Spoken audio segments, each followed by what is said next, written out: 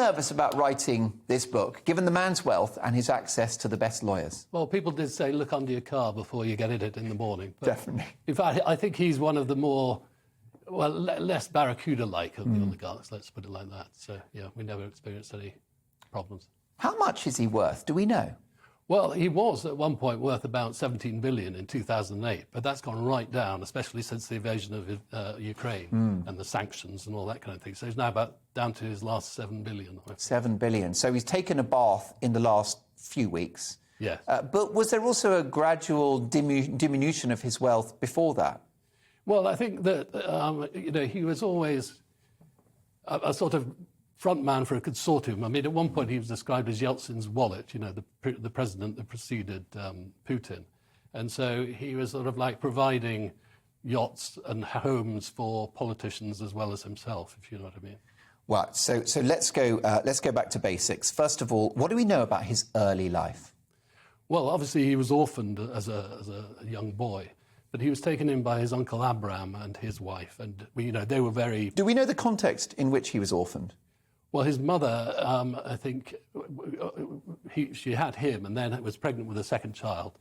And rather than, have another mouth to feed at a time when they were short of cash, she had a backstreet abortion and tragically died as a result. And then only about 4 years later, I think, his father was involved in a crane accident at work and he died. So about the age of 6, he was orphaned. Orphaned and living in Russia? Yeah. And what happened? Did he go into care?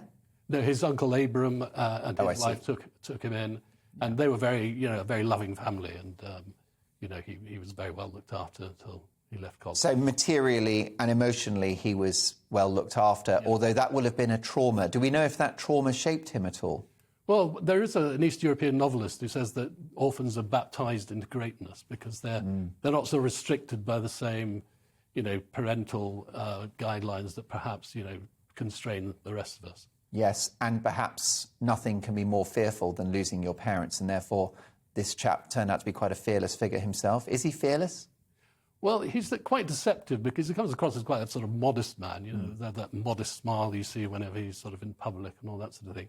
But he's obviously as hard as nails beneath that because you don't get to where he is today without being, very ruthless. And did he show any prodigious talent as a student, for example? No, I'm very undistinguished, academic record. But so there's hope for all of us then. Indeed. But he's very shrewd, and he was very entrepreneurial as a young man. Got involved in everything from selling plastic ducks to bodyguard recruitment to tyre manufacturer. But when he got into oil trading, that's when he really started hitting the big time, because he got to know Boris Berezovsky, who'd made a fortune in car dealing and then become a member of the government, and they managed to get a slice of the action in the sale of the century, as it's known, when Yeltsin sold off the mineral resources of the country for a pittance. Yeah. They managed to get Sibnev for $250 million when it was probably worth something like, well, it eventually was sold to the state 10 years later for $13 billion, which is 50 times as much. So it was obviously the deal of the century. Right. So Abramovich was effectively part of this sort of resource land grab of Russia. Exactly. And did he personally just buy enormous, shares in these previously state-owned energy companies? Well, he did that, but essentially he borrowed a lot of money from a bank and managed to, buy it.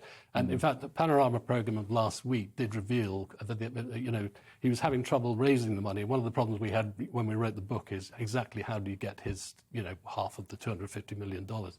And they revealed that a government minister had actually paid $137 million into the bank that he then borrowed money from, and obviously there is some linkage there, we suspect.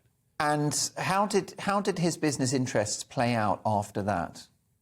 Well, he then went on to, buy another oil company called Slavneft in very controversial circumstances. He's now one of, a 30% shareholder in Evraz, which is a huge steel manufacturer, and that's caused him a lot of trouble, obviously, in recent days, because it's been, the possibility is that it sold steel to the Russian military, and it's Evraz steel, which is, the tanks are composed of that are attacking Ukraine.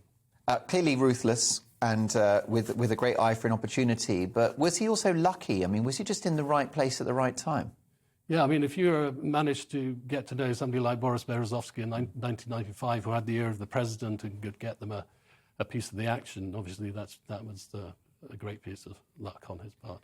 Yeah, and so what about his temperament? I mean, do we know much about the guy as a person? Well, he's, as I say, he comes across as, quite a modest guy. He's obviously very... He doesn't smile much, does he? No, he doesn't smile Even much, when Chelsea win the Champions League, he can barely crack a smile. No, he's very calm, cool and collected, I would say. Yeah. And he's not one for cocaine-fueled nights with models or, heavy vodka drinking or anything like that. The most he'll have is a glass of red, apparently. But he has managed to get through 3 wives, of course. And that was his most expensive vice. I think so. It's probably cost him about 250 million or something like that. And what about his relationship with Putin? Putin's been the head of Russia for 20 years now. Yeah. So did their relationship start well? Well, one of the scoops of the book is that when Putin was made prime minister, Abramovich interviewed all the candidates for his first cabinet. Now, there's some doubt of whether it's because Putin wanted him to be a sounding board or whether Yeltsin wanted to make sure that none of the ministers were about to prosecute him for corruption. And I think it was probably the former. But he then went on to form quite a close relationship with Putin. He set up he was a sort of paymaster and organizational genius behind Unity, which is a political party set up to support Putin. And, subsequently became a provincial governor in Chukotka in Russia's Far East. Abramovich? Abramovich. So actually he has had some political activity. Been hand in glove with the Kremlin for 20 years. Yeah, and therefore has had a good personal relationship with Putin. Like a collaboration almost, would you say? Partnership? Well, I think there's no doubt that Putin was always in charge. But the thing about Abramovich, which people like Khodorkovsky and Berezovsky didn't really buy into, was that he never forgot that Putin owned the jails. So you didn't want to cross him like Khodorkovsky and Berezovsky did by, politically opposing him.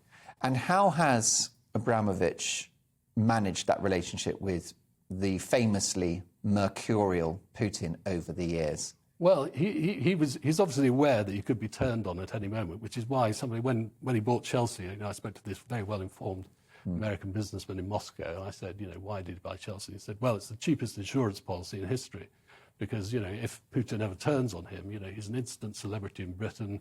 He's got a loving, adoring army of Chelsea supporters, and no prime minister would ever extradite him. So that's, I think, the thinking behind that. So that was the idea. So he's not particularly interested in football per se.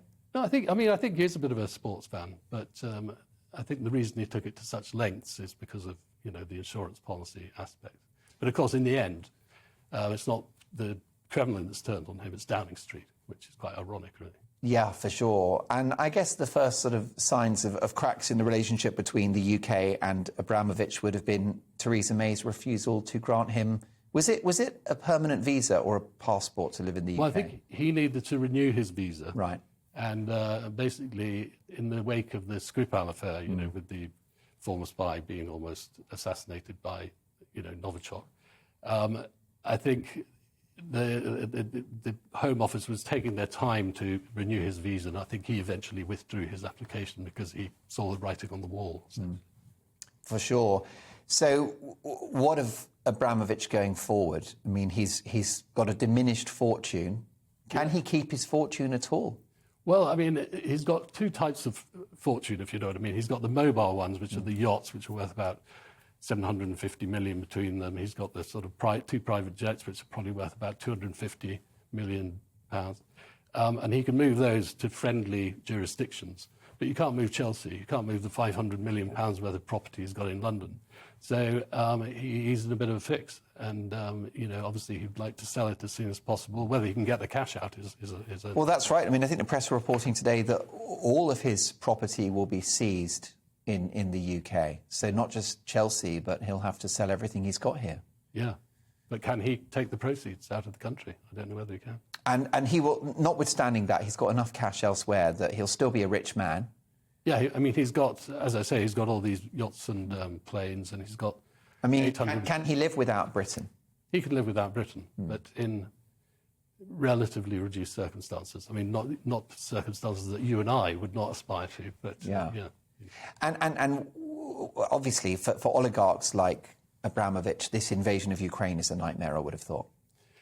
Yeah, absolutely. I mean, his reputation's taken a total pasting. Yeah. And it's quite interesting that he seems to be involved in various, initiatives to try and broker an end to the war. I mean, he was said to have gone to, some negotiations on the border with Belarus. And last week, apparently, he met up with Gerhard Schroeder, the former German Chancellor, and they were talking about ways they could sort of help bring about peace. So I think the only way he can actually restore any shred of reputation is if he comes across as a sort of peacemaker in Ukraine. Do you think ultimately he will style this one out, even if he loses a few billion? Do you think he'll survive as such without being imprisoned or murdered? I think he might be okay in Moscow, but I can't see him ever coming back to Britain, I must say. No, or the West even, perhaps? No, well, the EU have sanctioned him too, so he's in a very difficult position there. Yeah, and do we know much about his current relationship with Putin? Well, I mean, I presume if he's meeting people like Schroeder, because I think he met Schroeder just before Schroeder went off to meet Putin, so I assume that they must be coordinating their activities. Yeah. I mean, it's obviously a fascinating story. And there'll be lots of Chelsea fans watching. He was a very successful owner. They won Champions League trophies under Jose Mourinho. I mean, everything. FA Cup, the League Cup, Champions of Europe for the first time, Premier Leagues. Well, I mean, I was watching the match against Middlesbrough earlier. They won 2-0. They beat Lille the other night. They beat Newcastle recently. Yeah. I mean, do you think that was more than just his money? Because obviously the millions would have helped buying great players and paying for great managers. But is there something about his vision for the club which is part of its success? Well, it's quite interesting because he had a CEO in place when he took it over. And he said, I want to turn it into a sort of global brand within 3 or 4 years. And executive said to him, you don't understand, Roman, it takes 20 years, 30 years. And so he was soon let go. And they brought in Peter Kenyon, who had the vision to say, well, he had the intelligence to say, yes, we can. Because, always do that with an oligarch. Always say yes. And, of course, Kenyon had achieved great things with Manchester United, helping them to become a global brand. Yeah. So the legacy of Chelsea for him, notwithstanding his rather hasty departure, will be a positive one. Well, it all depends, because at the moment, of course, they can't sell merchandise, they can't sell match tickets, they can't buy players, they can't renew contracts. So, I mean, it just depends on, how long this sort of period goes on for, because it could be, very bad news. So the quicker he disposes of the club, the better for Chelsea. Exactly. Yeah. And briefly, what about his personal life? His first wife, was she a stewardess? That was the second wife. Hard to keep up. It is. She was an Aeroflot stewardess, and they were... So he spotted her. She was pouring him a glass of red wine, and he was in. He asked for another glass. Exactly. And they were together for 16 years, had 5 children. She now lives in London, as far as I know. One of her places in Eaton Square, which is known as Red Square because it's full of Russians. She's got and she'll have picked up a pretty penny from him in the divorce courts. I think it was 155 million. So we'll take that, won't we? Right, yeah. And was that the substantial relationship of his life, the mother of his children? Yes, but then he had a 10-year relationship with Dasha Zukova, his third wife, and they had 2 children. But that ended, of course, in 2017, and now he's said to be with a 25-year-old TV presenter. How'll the other half live?